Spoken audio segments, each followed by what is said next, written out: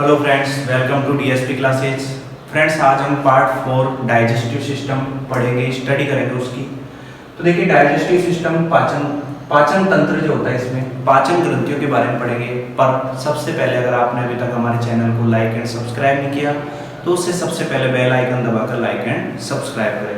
तो देखिए, part 4 digestive system. सबसे फर्स्ट में हम देखते हैं पाचन ग्रंथियां, डाइजेस्टिव ग्लैंड्स क्या होती है। तो देखिए, मनुष्य में आहार नाल में उपस्थित ग्रंथियों के अलावा 3 प्रमुख पाचक ग्रंथियां होती है। कौन कौन सी होती है? फर्स्ट होती है लार ग्रंथि, सैलिवरी ग्लैंड। सेकंड होती है यकृत यानी लीवर, और थर्ड होती है अग्नाशय यानी पैनक्रियास। मैंने यहाँ डायग्राम बना रखा है मानव की लार ग्रंथियां, ठीक है। तो इसमें देखिए, फर्स्ट में आती है अधोजिह्वा ग्रंथि, कर्णपूर ग्रंथि और अधोजंब ग्रंथि। इनके बारे में भी हम पढ़ेंगे। तो सबसे पहले देखते हैं लार ग्रंथि क्या होती है, सैलिवरी ग्लैंड क्या होती है।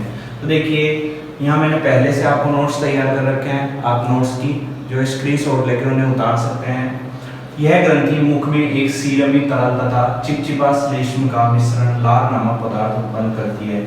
जो हमारा मुख होता है, हमारी मुख गुहा होती है, उसके अंदर ये लार नामक पदार्थ उत्पन्न करती है, जो एक सीरमी तरल होता है, चिपचिपा श्लेष्म का मिश्रण होता है। श्लेष्मा जो होती है वो हमारे भोजन के साथ, खाने के साथ मिलकर उसे लुब्धि में परिवर्तित कर देती है, लसलसा बना देती है, जिसका तरल भाग भोजन को गीला एवं श्लेष्मा लुब्रिकेंट के तौर पर कार्य करता है।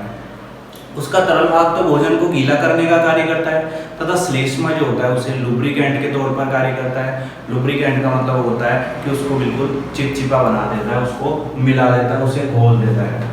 उसके बाद में इसका मुख्य कार्य है भोजन में उपस्थित स्टार्च का मुख में पाचन शुरू करना होता है। इसका जो मेन वर्क होता है वो हमारा जो फूड होता है उसमें स्टार्च प्रेजेंट होता है, स्टार्च की प्रेजेंस होती है, उसका ये डाइजेशन करना जो है मुख में, हमारे माउथ में जो है स्टार्ट कर देता है।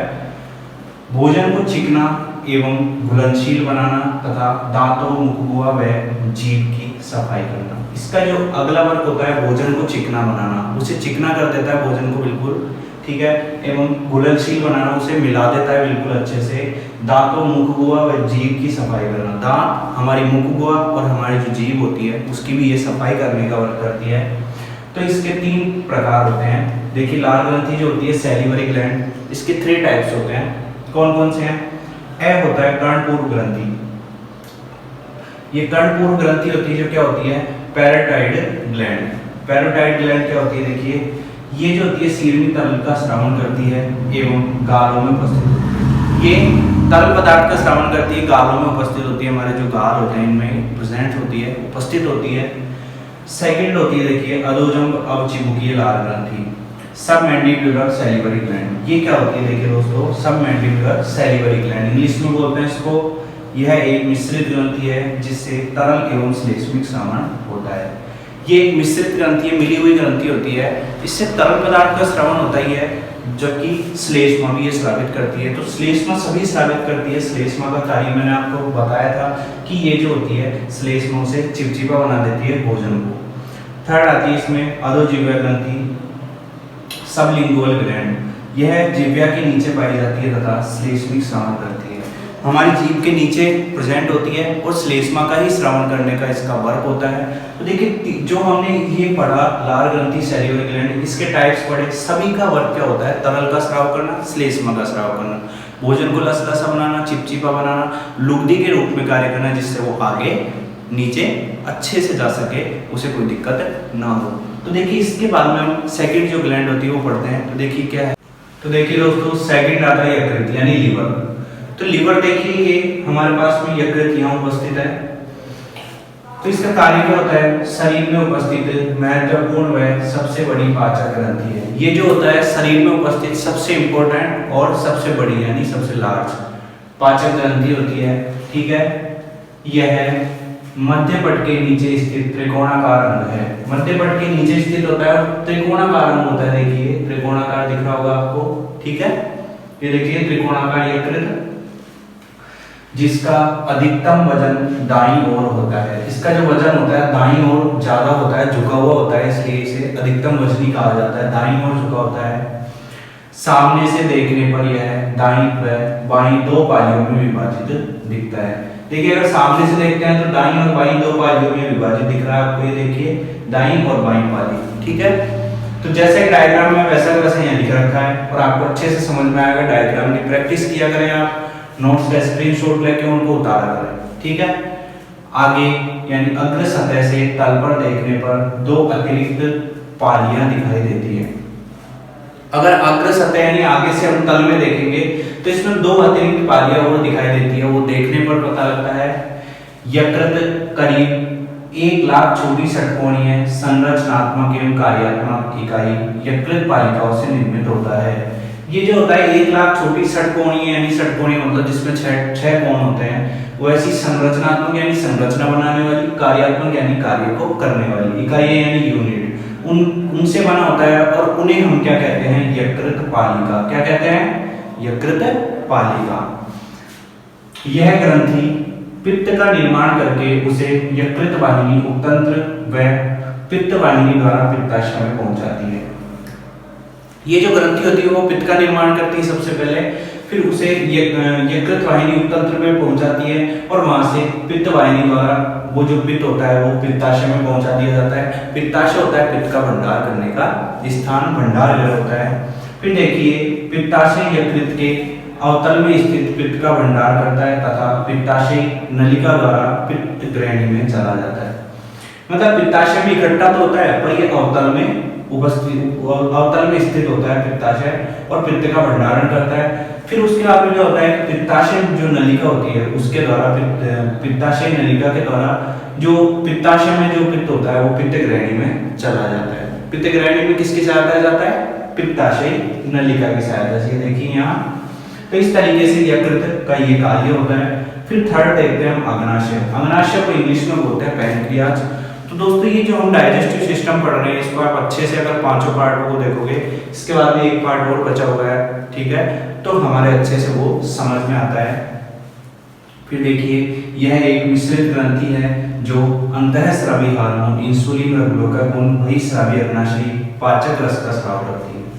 एक मिश्रित ग्रंथि होती है, इसमें अंतःस्रावी हार्मोन भी स्रावित होते हैं और बहिःस्रावी के रूप में अग्नाशयी पाचक रस स्रावित होता है। तो देखिए अंतःस्रावी हार्मोन इंसुलिन और ग्लूकागोन होते हैं और बहिःस्रावी होती है अग्नाशयी पाचक रस होता है। फिर इसके बाद देखिए यह 6 से 8 इंच लंबी यू आकार की होती है। अंग्रेजी का जो यू होता है इस प्रकार से इस आकार की होती है, 6 से 8 इंच लंबी होती है। इसकी लेंथ कितनी होती है? 6 to 8 इंच, ठीक है। देखिए आगे इस ग्रंथि द्वारा स्रावित विभिन्न एंजाइम आंतों में प्रोटीन, वसा, कार्बोहाइड्रेट के पाचन में मदद करते हैं। इस ग्रंथि द्वारा जो एंजाइम स्रावित होते हैं वो किस प्रकार से मदद करते हैं? देखिए आंतों में जो प्रोटीन होता है, वसा होता है और कार्बोहाइड्रेट होता है, इनके पाचन में मदद करते हैं हमारी आंत, छोटी आंत और बड़ी आंत, स्मॉल इंटेस्टाइन और लार्ज इंटेस्टाइन, ठीक है, उनमें ये मदद करते हैं, हेल्प करते हैं। इंसुलिन व ग्लूकागोन हार्मोन मिलकर शरीर में रक्त शर्करा के स्तर को नियंत्रित करते हैं। देखिए इंसुलिन और ग्लूकागोन का कार्य होता है रक्त में जो शर्करा होती है, ठीक है, मीठापन, उसको नियंत्रित करना ताकि हमारे जो बीमारियां ना हो। तो इंसुलिन जो होता है वो ये कार्य करता है। तो इस प्रकार से हमने देखा कि ये नोट्स हमारे सामने है, डायग्राम हमारे सामने है और पार्ट 4 पूरा हमारे सामने है। अब मैं इसके बाद में आपको एक डायग्राम लगाऊंगा जिसमें जो हमारे पाचन अंग है उनके द्वारा कौन कौन से एंजाइम स्रावित किए जाते हैं, किसको किस में परिवर्तित किया जाता है, वो आप उसमें देख सकते हैं। तो वो डायग्राम मैं आपको एक फोटो के रूप में लगाऊंगा, उसका आप स्क्रीनशॉट ले लें तो आपको वो अच्छे से काम में आएगा। और दोस्तों आगे देखिए इस डायग्राम